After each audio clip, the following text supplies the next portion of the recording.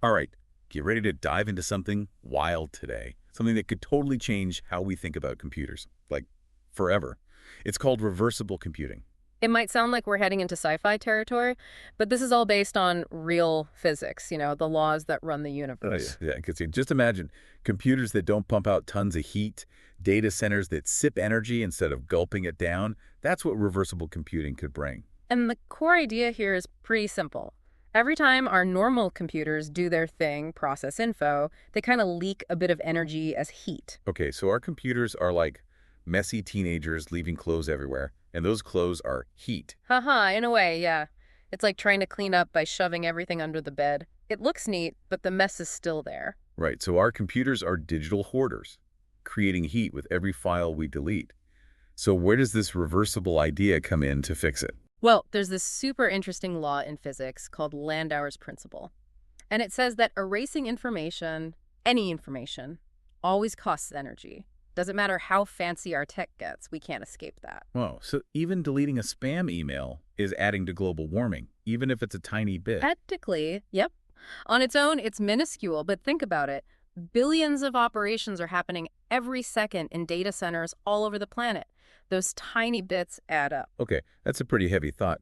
So how does reversible computing solve this energy drain? Well, this is where a brilliant guy named Charles Bennett comes in. He figured out that if you could make computation reversible, meaning you don't lose any information during the process, you could theoretically get rid of that energy waste. Hold on, are we talking about computers that can uncompute things? Like some kind of time-traveling calculator?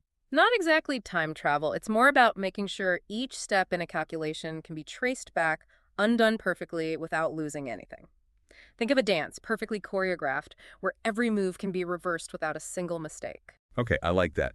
So instead of making heat by throwing info away, these reversible computers keep everything neat and tidy and ready to use again. That sounds amazingly efficient. Exactly. And the impact, potentially huge. Data centers using a fraction of the energy. Devices that stay cool no matter how much work they're doing, it could change everything. So it's like we're hitting reset on how we think about energy use in the digital world. In a way, yeah. Reversible computing really forces us to look at the limits of what computers can do and how information and energy are linked at a very fundamental level. This is blowing my mind, honestly. Yeah. But let's be real, it all sounds a bit too good to be true. Huh. Are there downsides to this reversible revolution? Of course. Anytime you push the boundaries of what's possible, you're going to hit some roadblocks. Designing and building reversible computers is a massive, massive undertaking. What are some of the biggest challenges researchers are facing? Well, just to start, those basic units of computers, those logic gates, need to be built in a way that they work reversibly. And that's seriously complex. Like imagine building with Legos, but every single brick has to come apart and go back together perfectly without changing the structure at all. Yeah, I can see how that would be a nightmare for engineers. It's a whole new way to think about design. And then there's speed. It's possible that making things reversible could make our computers slower, at least at the beginning. So it might be a trade-off, Mm, a bit of speed for a whole lot of efficiency. yeah. I think lots of people would take that deal, especially when you think about the long-term gains. Exactly. And that's what's so exciting about this. It's not just a tiny improvement. This has the power to completely reshape what's possible with computers. This deep dive is already making me see my phone and laptop in a new light. We've talked about why we need this and what it is, but let's get to this so what. Where could this actually make a real difference in the world? Now, that's where things get really interesting. The potential uses for this, well, they could touch just about every part of our digital lives. We're talking safer online communication, AI that's way smarter, even scientific discoveries happening faster. Okay, now you got me hooked. Let's Uh-huh. get into those applications and see just how deep this rabbit hole goes. Let's do it. You ready to have your mind blown? Welcome back. We're still exploring this amazing concept, reversible computing, where we're basically trying to make the impossible happen, and it's looking more and more possible. My head is still spinning from everything we talked about last time. It's incredible to think how much this could change, from our phones to these giant data centers. Yeah, we've talked about why we need this, why energy efficient computing is so important, and what reversible computing actually is. But now I think it's time to get into the how. Like, how do you actually build one of these things? Let's crack it open. I'm ready to hear about the engineering magic that could make this happen. Okay, so remember those tiny parts of a computer, those logic gate, they're like the decision makers, right? Yeah, like little traffic cops. directing all the information where it needs to go. Perfect analogy. But here's the problem. Most of those logic gates we use right now, they're irreversible. They take info in, spit a result out, but you can't go back. It's a one-way street. So, like trying to figure out a mystery, but the security cameras only caught half of what happened. You got it. You're missing pieces. You can't be sure. Now, imagine trying to build a computer where every single thing those logic gates do, every choice, can be reversed perfectly. That's the challenge. Whoa, so how do you even begin to design something like that? A logic gate that's like a rewind button on a video. That's where the real brain power comes in. Scientists and engineers are looking at some seriously cool ideas. One that seems really promising is using something called Toffoli gates. Toffoli gates. Okay, that sounds straight out of Star Trek or something. They might as well be. These Toffoli gates, they're special logic gates that are naturally reversible. Think of them as code breakers. You give them info, they work on it, and you can always trace it back to the original. Like logic gate detectives. They always find the truth, even with just a few clues. Exactly. And because these Toffoli gates can do so many things, they're kind of the key to building computers that can do anything we need, but in a reversible way. That's amazing. So are there computers out there right now actually using these Toffoli gates? Not quite yet. We're still early on, you know? Think of it like the Wright brothers just figuring out how to get a plane off the ground. We know it can be done, but building a whole reversible computer, that's a huge project. What are some of the biggest things holding us back? Well, building these reversible logic gates, but super tiny, like smaller than you can imagine, that's hard. It's like trying to carve a statue on the head of a pin, that kind of precision. And then keeping everything reversible every step of the way, that can't be easy either, right? You're right. Even a tiny mistake, the smallest thing off, can mess everything up. Like building a house of cards in a windstorm. Right. One wrong move and boom, it's over. So it's not just building the computer itself, it's making sure it works perfectly all the time. Exactly. And we can't forget about the software, the instructions we give computers. Our current programming languages, they're made for the old, irreversible way. We might need to invent entirely new ways to code.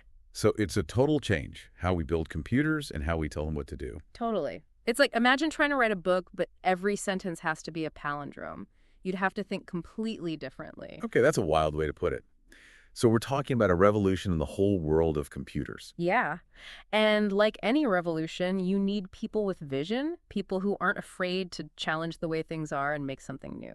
It's so cool to think we might be right on the edge of this huge change in computing. It really is. But gotta stay grounded, you know? Building a reversible computer is like climbing Everest. It's a huge challenge, and it'll take a lot of time, a lot of brilliant minds working together. But if you can get to the top, that view must be amazing. All that potential. It's worth the climb. Think about it. Data centers that are whisper quiet, using almost no energy. Your phone that never gets hot, no matter how much you use it. We could do anything with computers without worrying about energy. That sounds almost too good to be true.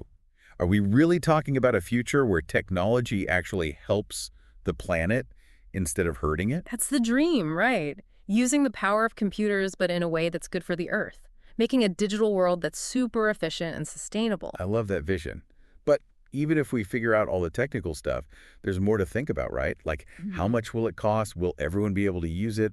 And, what does it mean for society as a whole? You're hitting on some really important points. Switching to reversible computing, that would change everything. It would take cooperation between companies, governments, researchers, everyone. And we have to ask, who benefits from this?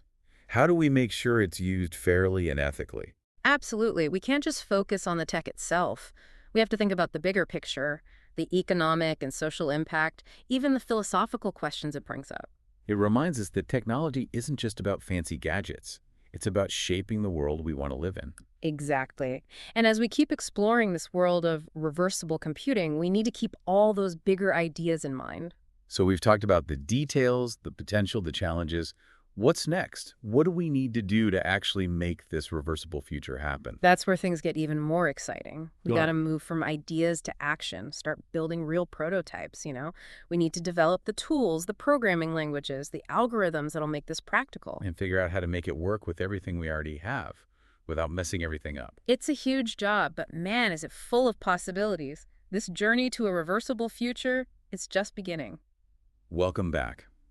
It feels like we've been traveling through the heart of computers, exploring this world where energy waste disappears. Yeah, definitely a mind-bending trip, right? From those Uh-huh. basic physics laws to these tiny logic gates doing their dance, then boom, this future where computing is totally different. We've talked about all the amazing things that could happen, the energy we could save, how much faster computers could be, even the scientific discoveries waiting to be made. But there's one big thing we haven't really touched on yet. Oh, interesting. What's that? Well, any technology that's this powerful, we got to think about what it means for everyone, not just for our devices, but for society, right? Yeah. Like, what are the ethical questions we need to ask about reversible computing? That is super important. It's easy to get excited about this new tech and forget about the consequences, the things we might not expect.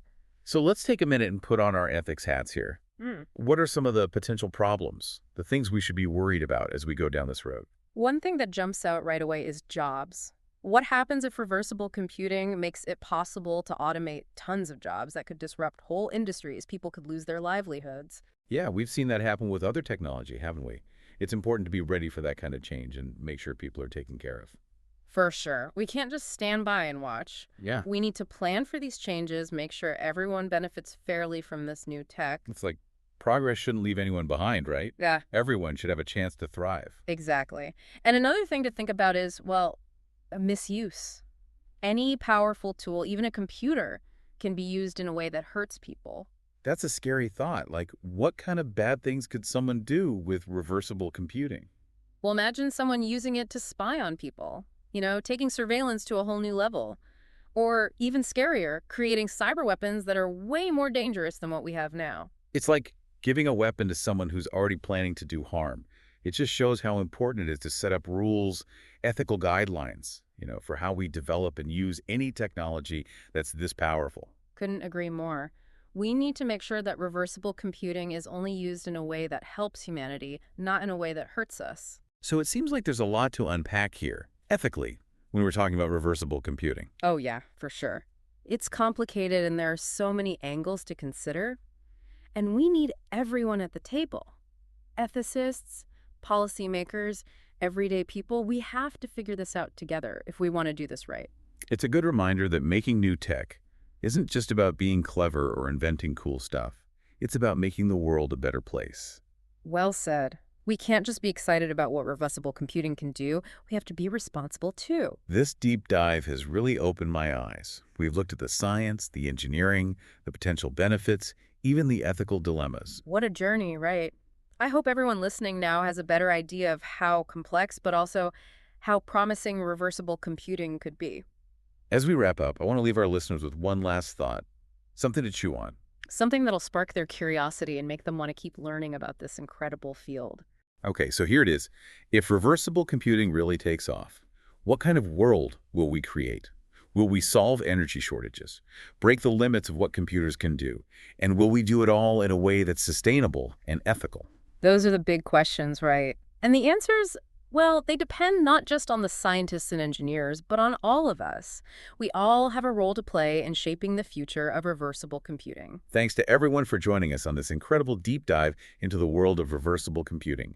I hope you all had as much fun as we did. And remember, keep exploring, keep asking questions, and never stop imagining what's possible.